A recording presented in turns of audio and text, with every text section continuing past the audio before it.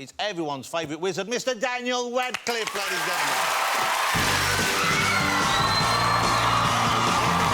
That was quick, straight out, Daniel. You know what's a good one. How are you doing? Nice to meet you again. How are you?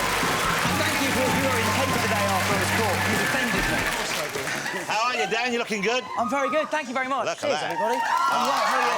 I'm so pleased. I always love having you on the show. You're such a great guest. Thank you. It's been how many years now? It's been 3 years since the last Harry Potter movie? 3 or 4, yeah, absolutely. 3 or 4 years. Wow, what an incredible period of your life that was. Yeah. But I've never seen someone go from such a huge thing and be so known for something and yet go straight into and be accepted and enjoyed in other pursuits. You went straight into the acting on stage, you've made any number of movies. That must have been a conscious decision. That must have been, let's get out there and not get away from the character, but make sure people see that I can do other things. Well, that's the thing. I think now there's a tendency to assume that everything that I do is a comment on what I used to do, and it's like, and it's not always like, oh, I'm finding dark stuff or stuff that's different so I can, like, shock people out of, you know, out of seeing me as Harry, because I think everyone seems to think that by me doing other things, it means I don't want to be remembered as Harry, but, like, I still love those films, and I love what they gave me and what, you know, and everything about them. But, yeah, I think you just have to...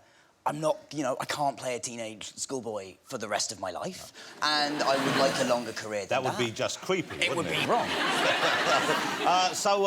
But some of the choices you've made, you're right, it's inevitably people are going to say, oh, this seems to be him trying to put distance between what was a family kind of entertainment, and of course it isn't. But I've seen you in Equus, of course, you were in Naked Station. I saw you in Kill Your Darlings? Kill My Darlings. Great film, but you were that full-on in that. I mean, that was a very explicit, very willing, very challenging It wasn't role. that explicit. I feel like it's only called explicit because it's a sex scene between two men. But hold it, you were lying on your back with your knees up like bloody boom, being pumped away. But nothing was shown. There's no full frontal. There's nothing like that in comparison. But my imagination saw everything. Well, that's your imagination, Jonathan. It's still there. It was magnificent. It was life-changing. Yeah, you know, again, it's not. I'm not like getting naked, so people are like, hey, I'm not Harry Potter anymore. Harry Potter didn't get naked. You know, it's just that I don't like have a problem with it, and when I'm not gonna, you know, you're not gonna do Equus and be like, oh, by the way, can I wear pants when we get to the final scene? You can't do Equus and not get naked. That's the whole point. and you know, when you know, it's not something. I think some people think I kind of seek it out, which is not the case either. Do you like getting naked? That was still gonna ask you. I mean, it's like it's all right. It's just part of your job sometimes. That's what's weird about. Would you like to get naked now? Not really. I can. But that's the thing. There's always people always say like, "There's oh, how do you do it? There's any skill to it whatsoever? Just take off your clothes." I want to ask you a sort of related Harry Potter question later on, but not for now, because I want to talk about your new movie. Okay. It's based on a book which came out about 2 years ago. I bought it because I love this kind of fantasy. It's written by Joe Hill. It's called Horns, an incredible story. Yeah. What attracted you to it? Why did you want to play this part? Just because there really is nothing else I've ever read like this, and I'm attracted to originality, and this is a big, bold, kind of crazy movie, and it's, you know, as you see, I grow horns. Basically, it's a very hard film to sell in sort of a very short period of time, but I'll try.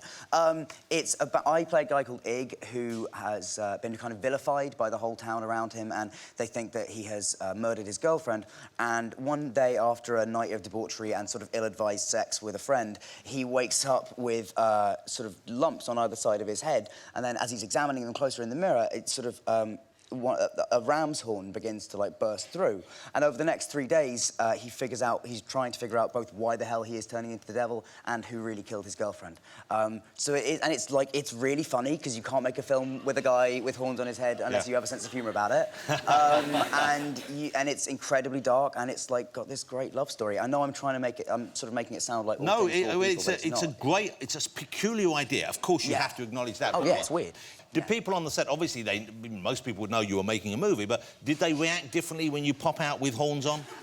People actually become used to them really quickly, kind of like they do in the film. They sort of stare at them for the first couple of minutes, and then they just blend into my head. But, like, you know, if you have to have something stuck onto your head, they're pretty good. I mean, they look kind of cool, because when you see a line in the script that's like, and he has horns, you kind of go, well, that's great, but that could look really silly. Or... Better than an orange. Exactly.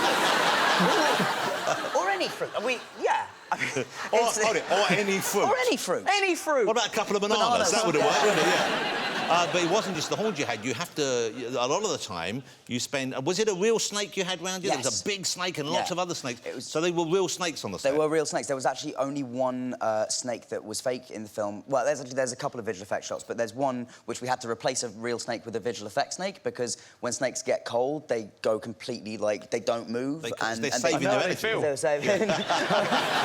They shrink right up, don't they? Well, they go... It's fair, because then you get judged. That's That's not the python I was expecting.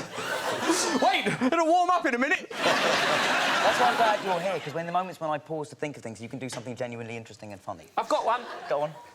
Like, if you need to describe that film, like, there's two ways to describe it. Intellectually, you can go, oh, it's a trickster idea about the disruptive force of an interventionist character, how it can change everyone's lives. Or if you want to say something quickly and stupid, you go, oh, it's basically Horny Potter. And then, I don't know which one you're going to go for. Why? Daniel liked it! Don't encourage that kind of nonsense. He liked it!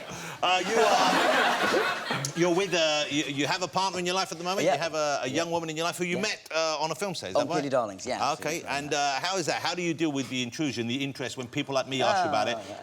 It's a lovely shot. It's a lovely photo. I've got no business asking you this, but I would ask you questions about that, as people do, because you're in the public eye. Sure. How do you find that? How far are you prepared to go in talking Well, about that's the your... thing. I think I used to just talk about anything. I think when you're growing up, you have no idea what is an appropriate question or not, and you assume that because someone's asking you, it must be appropriate. Yeah. So you know, you just answer, and there comes a point where you're like, oh, actually, I don't need to answer these questions about my life, and I don't have to tell you, and I can keep whatever I want for me. But that takes a while to... You're lovely. But that takes time to figure out, Yeah, and like yeah. you know, it doesn't come quickly. But people must have liked how obliging you were. Oh, they did. I'm sure they loved it. Yeah. Like, I'm sure the guy who I talked about my drinking to was like, "Why is he telling me this?" So yeah, I've become better at being evasive, which I don't know if that's a nice skill to have. So when people talk about Harry Potter, you don't mind? You don't mind me asking? I really don't. No. Okay. So go ahead. Okay, because I've been to the various Harry Potter theme parks around the world. They're good, aren't they? There's one here in just outside of London, Leavesden, where the Warner Brothers studio. Yeah, that's not just the theme park. That's where we shot them. So that's where you shot the movies. Yeah. Have you been there? Have you seen the display they've put on there? I've not, no, because I wasn't here for the opening, and so there's never been like a good time for me to go back when it wouldn't cause some commotion or something. But maybe what I want to do, because I still film stuff at Leavesden, so hopefully I'll get to do a movie there and then just slip in. You can go back in disguise, though. It's amazing how little disguises help, and then how ridiculous you feel once you've been found in a disguise. Yeah. But didn't you go in the Comic-Con in San Diego, which is the big... It's not just comics, it's a big multimedia gathering now, and you were there in a disguise. I was there in a disguise, because that was a full-body, like, mask and everything. I went as Spider-Man. So you were wandering around as Spider-Man? Yeah, which is kind of... I mean, it's become a bit of a tradition in Comic-Con for, like, people to go... Well, Hugh Jackman did go down as Wolverine, to be fair. So, well, that's fair play to him. That must have made it worse. Well, I don't... But apparently he just got told... Somebody just told him he wasn't very good as... I think too tall, I think that's someone said. hiding in plain sight. Yeah. If you went to the Warner Brothers place in shit. outside London as Harry Potter, but if you went as Harry Potter, they think it can't be Daniel Radcliffe, it's someone else dressed as Harry Potter, and you'd get away with it. Maybe, or maybe it would be terrible. OK, so great to see you again. Thank you so much for coming on. Always great to see you on screen. Thanks, and always lovely to have you here. Daniel Radcliffe, ladies and gentlemen. Thank you very much. It was a pleasure.